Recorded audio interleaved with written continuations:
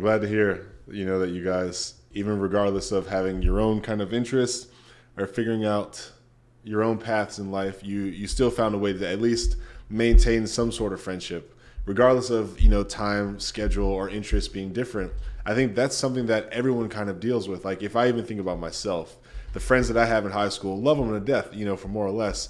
But the most I get out of those relationships now is like just liking, like, oh, they had a baby, or they moved here, or they did this, they did that, because, time moves on. And I obviously have moved to California, but I think if it really came down to it, if I called any of like my best friends high school, I could still be like, hey, I'm in town, you want to get a beer? They would show up, we would eat, and we would tell great stories. So I know what you mean about those like long-term connections stretching out, but at least still maintaining the connection. Yeah, we kind of lost Gabe real quick, but I'll fill in with a little background. Wait for him to come back. He was definitely my friend, my closest friend that we did pretty much everything together. Yeah. Especially before we knew how to drive. Like, we were walking everywhere, getting into trouble. And you guys live close to each other? We live close enough. Okay. I would say probably 5 to 10 minutes apart.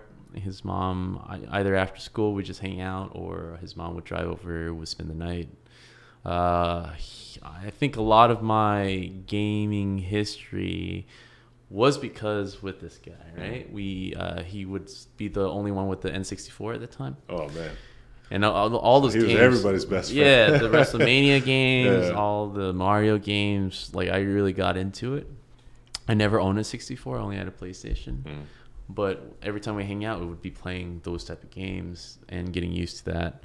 And really enjoying that. GoldenEye was my first. I think probably my first introduction to first-person shooters, and then it was probably after that Counter-Strike.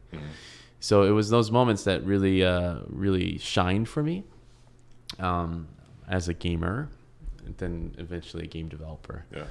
So a lot of those memories with this guy, and I think the reason why we clicked so well as friends is because he had the same mentality in fitness and in sportsmanship and everything.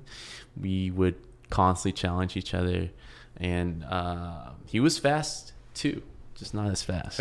But I was waiting for that. But his background was in soccer, so he definitely killed me in soccer. I never grew up playing. I never knew what the rules were, but his agility and everything would cut across into other sports that I wouldn't really be interested in, and so that friendship, that mentality, made it very easy for us to kind of be good friends together, and carry that weight in terms of just having fun and all that.